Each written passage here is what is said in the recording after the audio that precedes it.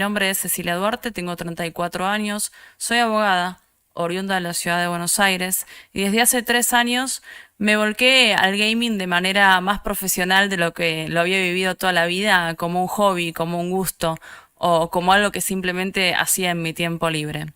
La realidad es que me animé a ser creadora de contenido después de consumir justamente videojuegos durante muchísimos años, porque me di cuenta que era justamente un momento oportuno para poder hacerlo sin la presión de no ser una jugadora profesional y de no estar en aquellos eh, excelentes jugadores que quizás podían integrar el ámbito de los creadores de contenido hace algunos años atrás cuando yo estaba en mi adolescencia. La industria creció mucho y permite que ahora prácticamente cualquier persona pueda animarse a crear contenido, crear una comunidad y compartir momentos donde juega justamente en línea con otros.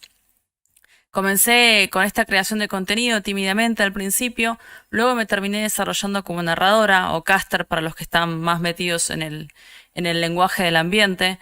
y eventualmente terminé mi carrera como productora de eventos y competencias. Eso me terminó llevando a la creación junto con otros profesionales de otras áreas, pero con los que compartimos la idea justamente de hacer crecer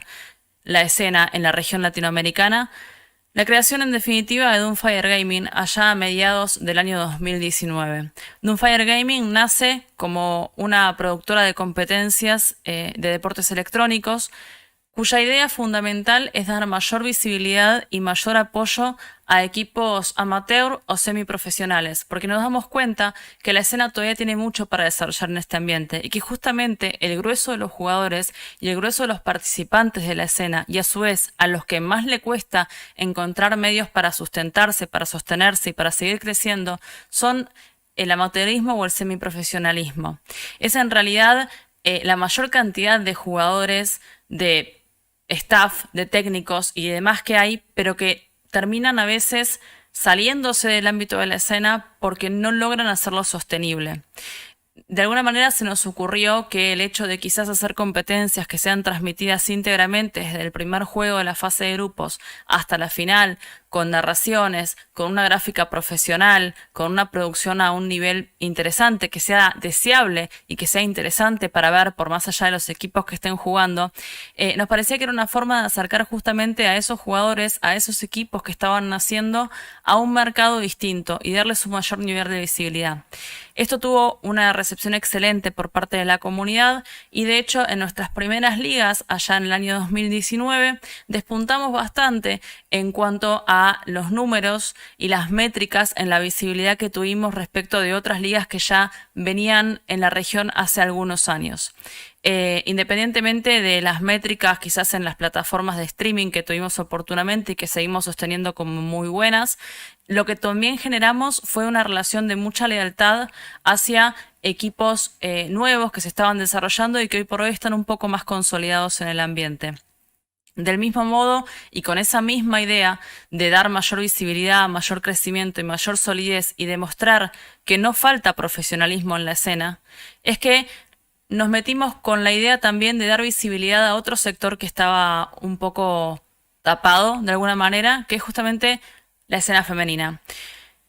En aproximadamente septiembre del año 2019 lanzamos la primera edición de lo que llamamos la Liga de Fire Valkyria, que fue una liga femenina de League of Legends y que fue la primera liga permanente, de hecho, cuya tercera edición finalizamos hace poco menos de 2 semanas, que nos dio la posibilidad a veces, o por lo menos en un principio tímida, de decir, bueno, veamos cómo sale este proyecto, veamos qué necesidades cubrimos, veamos si sirve para algo. Y de hecho sí sirvió porque arrancó la Liga de Fire Valkyria con una recepción increíble por parte de la comunidad, con 8 equipos en su primera edición y con 14 en la tercera. Es decir, la creación de la liga femenina con ese carácter permanente, la visibilidad que se le dio y la importancia que se le dio, logró el efecto de base que se requería, que era instar a que más organizaciones y más jugadoras se animen a participar en la escena competitiva. Muchas veces recibimos la pregunta de ¿y por qué hacen ligas femeninas y por qué no una liga masculina solamente o por qué no ligas mixtas? Bueno, La realidad es que la respuesta no es biológica ni nada por el estilo. A diferencia de los deportes tradicionales, donde entre el hombre y la mujer hay una diferencia biológica, una diferencia de índice musculoesquelético, una diferencia hormonal que se traduce en rendimiento distinto, en los deportes electrónicos no tenemos esa barrera. Pero la barrera que sí tenemos es una barrera social.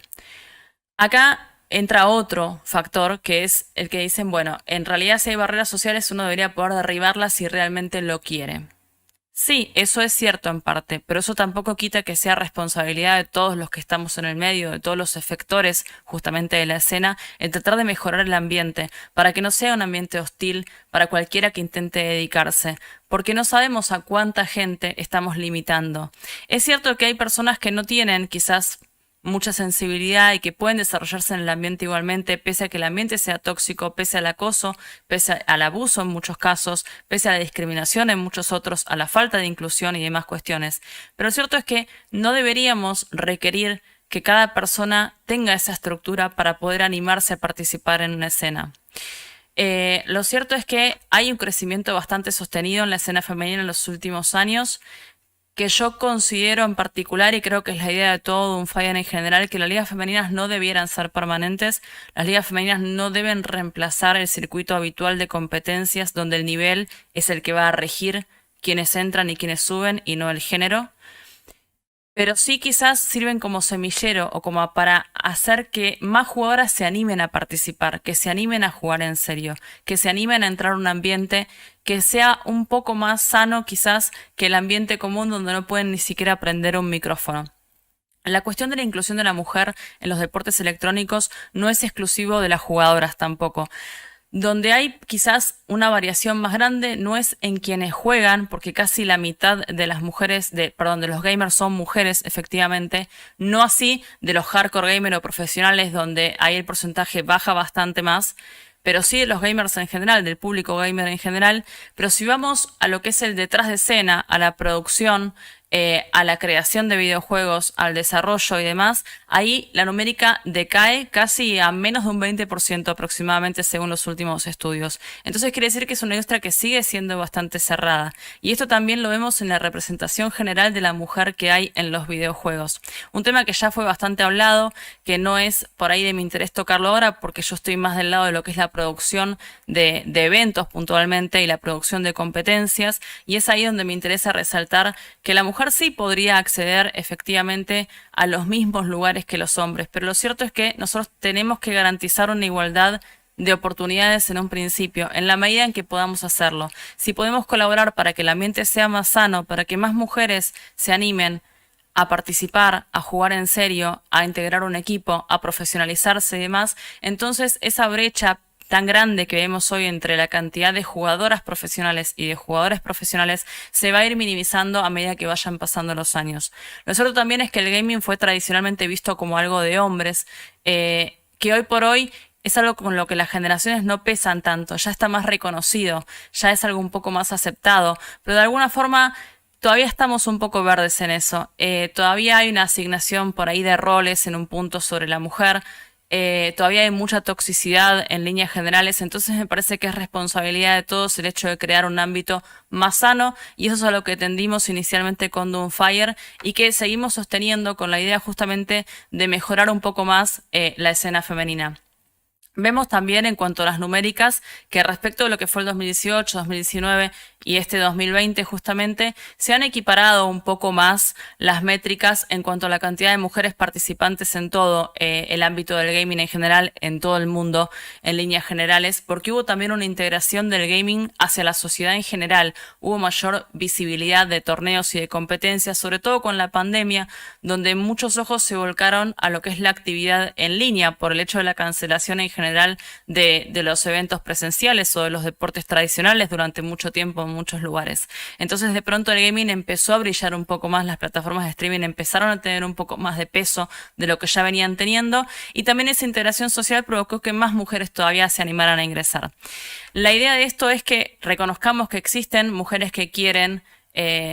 desarrollar sus carreras profesionales tanto como jugadoras, como diseñadoras, como desarrolladoras de videojuegos, como programadoras, como abogadas, como tantas otras profesiones, igual que en cualquier otro ámbito, y que el ámbito gamer no es exclusivo del hombre. Si bien ha sido tradicionalmente masculino por una cuestión absolutamente cultural, tenemos que aprovechar justamente esto. Acá no tenemos ninguna barrera física, acá no hay ninguna barrera biológica, acá la única barrera que hay es cultural, y es tarea de los efectores, es tarea de los que participamos, de los que trabajamos día a día en esta escena, el derribar esas barreras culturales para que más y más mujeres se animen a participar y que podamos crecer y que podamos llevar a una escena muchísimo más igualitaria, que sea tolerante y que incluya a todas las personas por igual, a todas aquellas personas que quieren aportar, que quieren trabajar y que quieren hacer de esto algo más grande, algo más profesional, algo sostenible.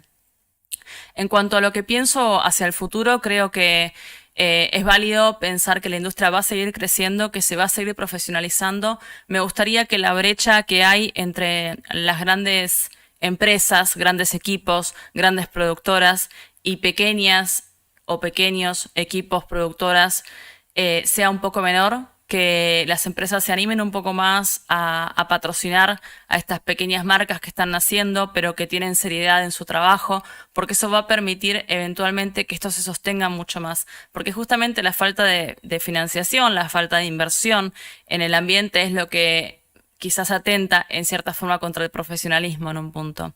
Creo que es algo que se puede ir haciendo, que se puede ir logrando, que de a poco las empresas nos van mirando con un poco más de atención, y de a poco nosotros también vamos aprendiendo cómo dirigirnos a los que no conocen nuestro mundo. Así que bueno, los invito a seguir conociéndonos a todos en esta conferencia, a seguir conociéndome a mí, a seguir conociendo a Fire Gaming, y nos estamos viendo, gente. Muchas gracias.